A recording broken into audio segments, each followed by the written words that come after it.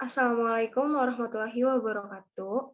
Kami dari kelompok 3 akan mempresentasikan roleplay yang bertemakan keterampilan klinis dalam praktik kebidanan dengan anggota yang pertama Puspa Wulandari, kedua Anastasia Felicia Ardeni, ketiga Regina Erika Putri, keempat Nur Asih, kelima Fitri Sofiatul Mi'raj, keenam Amin Nasifah, ketujuh Emilia Rosiana Putri, kedelapan Dina Suristiana.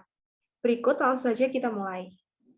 Di suatu desa yang terpencil, hiduplah sebuah keluarga kecil bernama Anton, Bu Intan, dan anaknya yang baru lahir bernama Anti.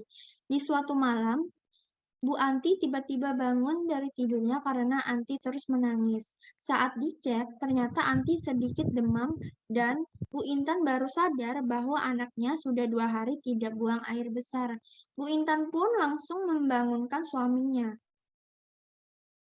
Pah, ayo bangun, Pah. Anak kita sakit.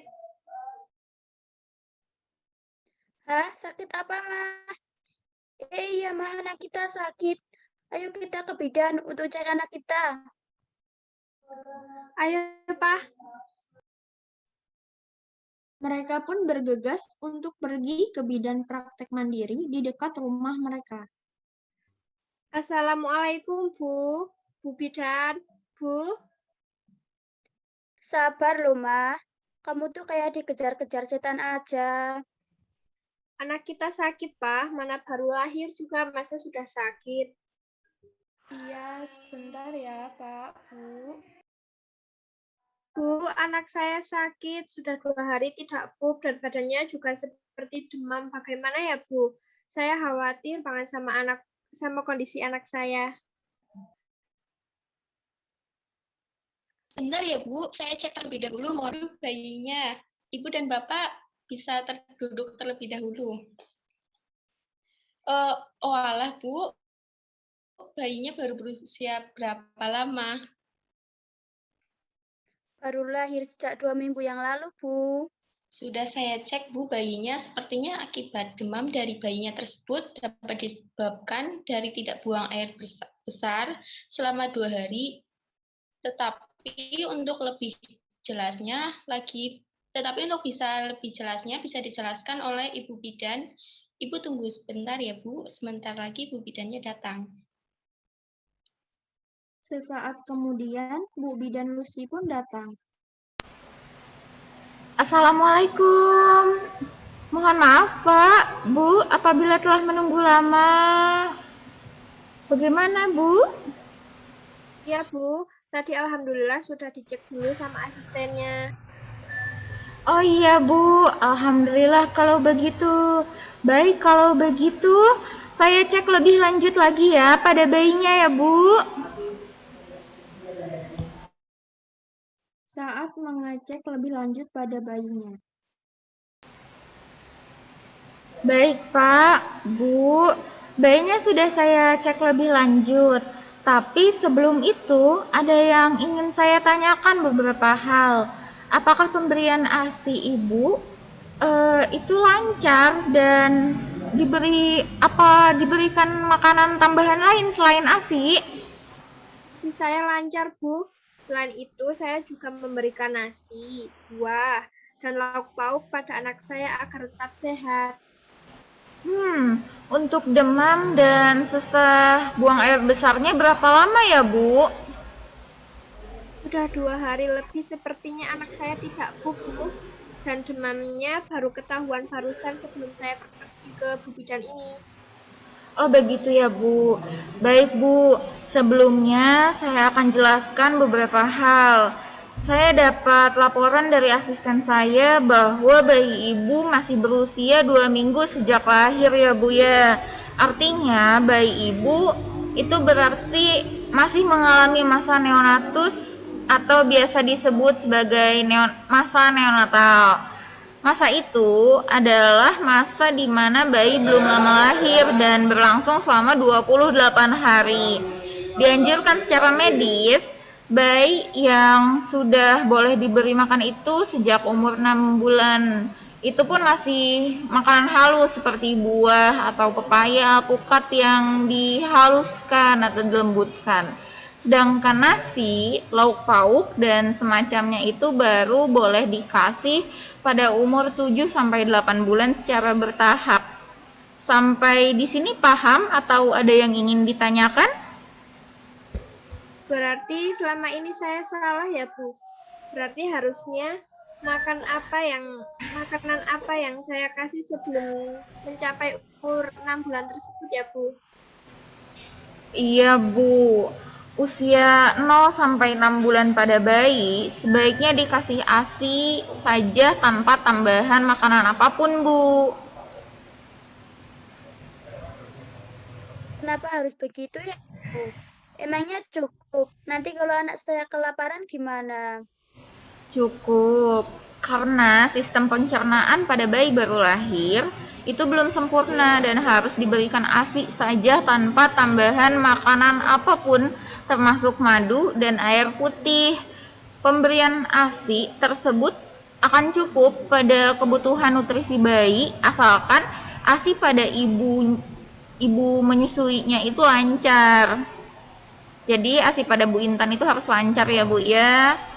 Nah, cara memperlancar ASI diantaranya Ibu Intan harus bisa mengatur atau mengurangi kegiatan yang sekiranya itu bisa bikin Bu Intan itu capek atau lelah ya. Selanjutnya Bu Intan boleh melakukan olahraga ringan. Lalu boleh melakukan juga pijat puting payudara agar ASI-nya terus berjalan dengan lancar. Bagaimana dengan tambahan susu formula pada bayi ya, Bu? Untuk hal itu, boleh saja dilakukan pada bayi baru lahir apabila kebutuhan ASI kurang dipenuhi. Tapi apabila bayi ada riwayat alergi susu formula, bisa diberikan susu soya. Tapi alangkah baiknya boleh diberikan ASI saja. Usahakan kebutuhan ASI pada ibu dan bayi harus terpenuhi agar bayinya juga terus sehat. Oh, begitu ya, Bu. Terima kasih atas arahan dan sarannya, Bu. Saya jadi lega. Saya tidak tahu kelakuan saya itu harusnya jangan dikasih nasi dan semacamnya dulu. Iya Bu, tidak apa-apa. Untungnya ibu dan bapak cepat bergegas datang kemari. Jadi kondisi bayinya pun belum begitu parah. Untuk lebih lanjutnya, apabila ada yang ingin ibu konsulkan lagi, boleh kontak saya saja di WhatsApp ya Bu. Ini kartu nama saya ya Bu. Jangan lupa untuk ibu juga melakukan hal berjemur pada bayi ibu pada pagi hari sebelum jam 9 pagi selama 10-15 menit. Karena itu bagus untuk pertumbuhan tulang pada bayi ibu juga, bagus untuk kulit bayi ibu juga ya. Karena sinar matahari itu mengandung vitamin D. Jangan terlalu siang ya Bu, usahakan agar paparan sinar mataharinya pun tidak terlalu kuat. Kalau misalkan jemur di sore hari bagaimana ya, Bu? Boleh saja kok Pak, asalkan usahakan di atas jam 4 ya, supaya paparan sinar mataharinya tidak terlalu kuat sehingga baik bagi kulit bayinya juga. Siap, Bu. Terima kasih ya. Siap. Ini saya resepkan vitamin untuk ibu agar bisa terus lancar ASI-nya ya. Diminum untuk 2 kali seharinya ya Bu. Ini Bu obatnya, semoga cepat sembuh ya bayinya.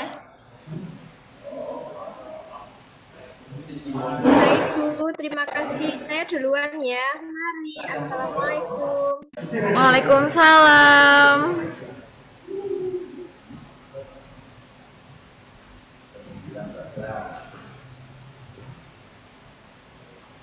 Baik, untuk selanjutnya ada kesimpulan. Ini Kami bidan memiliki keterampilan klinis, kebidanan memiliki aturan sebagai berikut. Yang pertama, kemampuan melaksanakan asuhan kebidanan, komprehensif, dan berkualitas. Dibagi dari pikir atau normatif, gawat darurat, dan rujukan. Yang kedua, kemampuan melaksanakan asuhan kebidanan, bayi, balita, dan anak prasekolah, kondisi gawat darurat, dan rujukan.